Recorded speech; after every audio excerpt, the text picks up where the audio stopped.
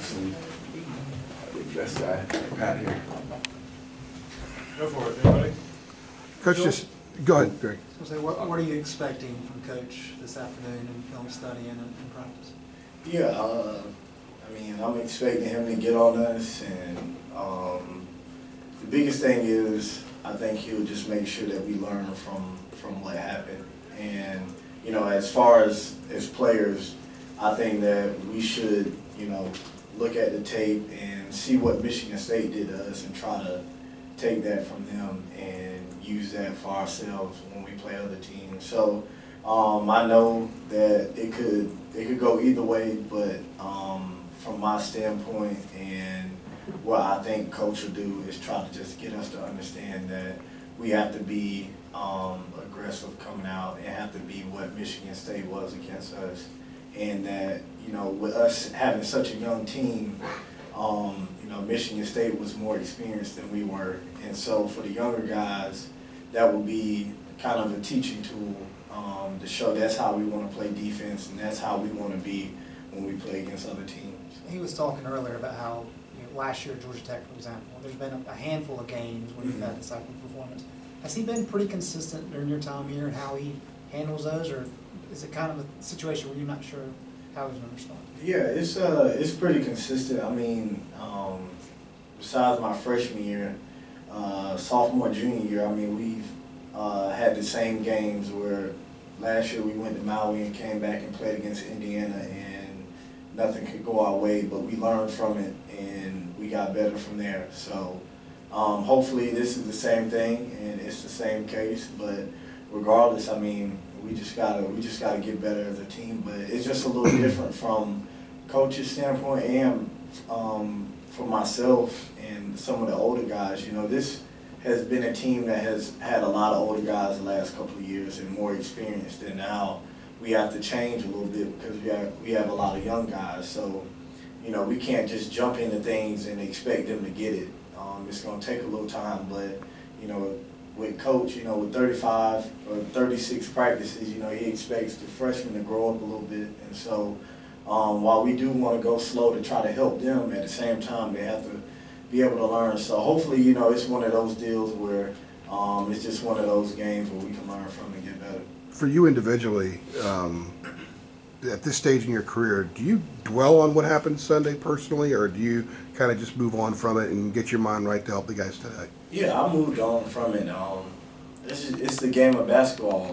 You know, you're going to have your games where the ball's going in, but, you know, you're going to have some games where it's just, you know, not going to go your way. But we can't just sit back and just think about that game because we got a game Wednesday, we got a game Friday, we got a game Sunday. So it moves fast, and that's why you have to put it behind you, learn from it, and just continue to get better.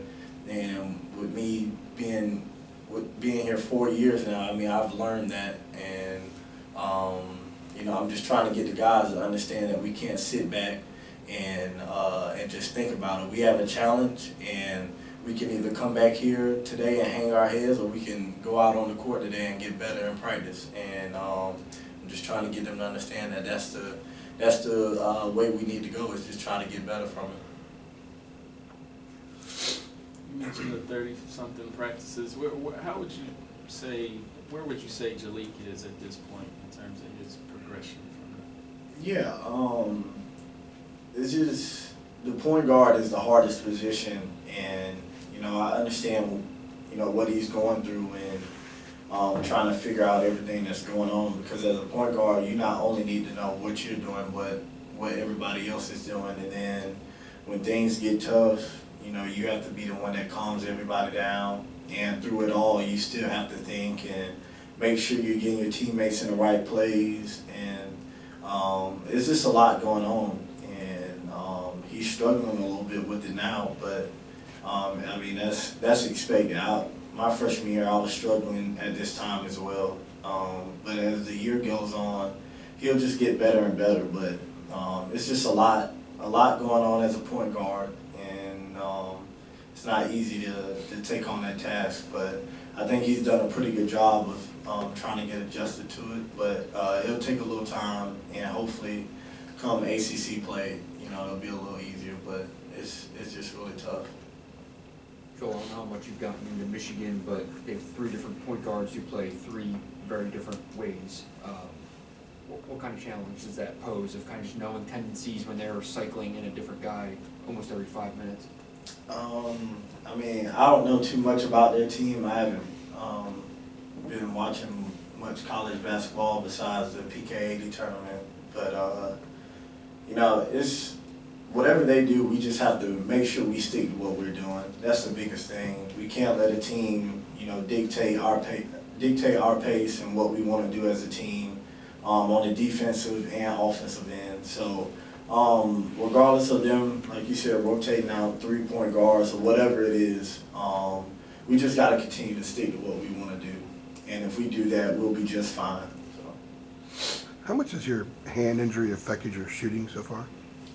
I wouldn't say it affected my shooting.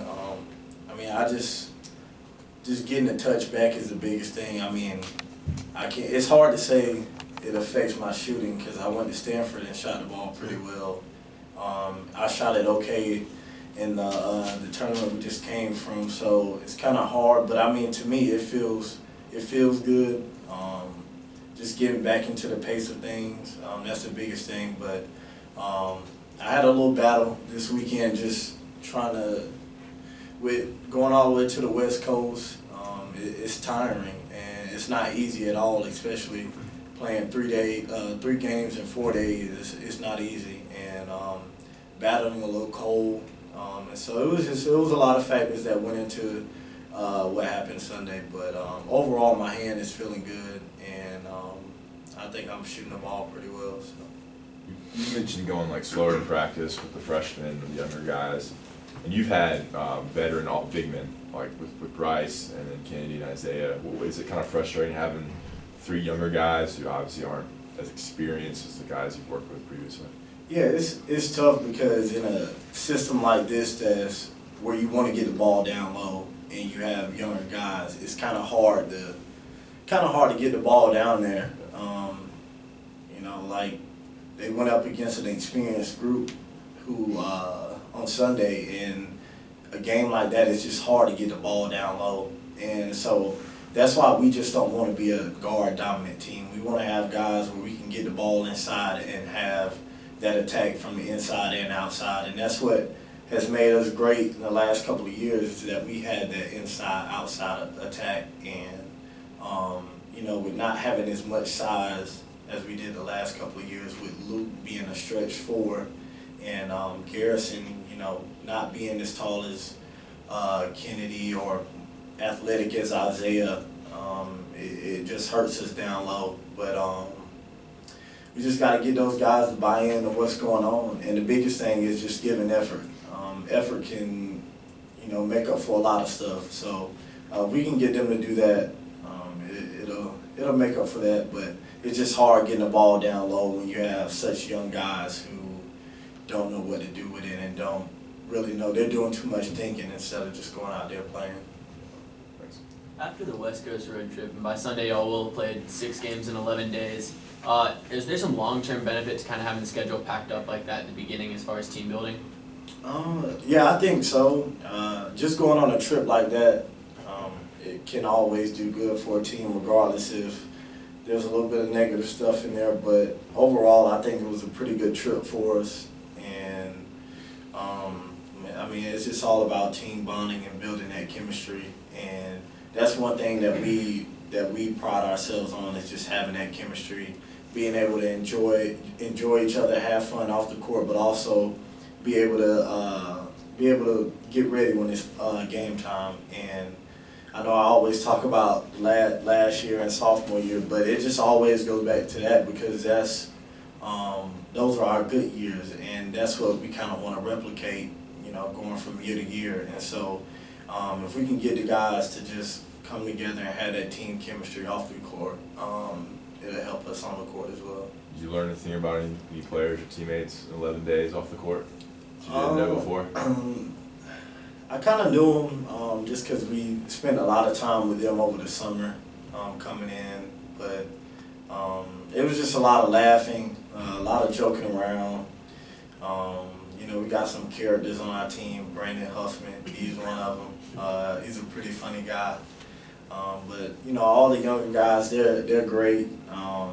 And I got a chance to just spend some time with them off the court this week. But overall, I kind of knew them coming into this week. But it was just good to see them go on the road for the first time and see how they handle it. So.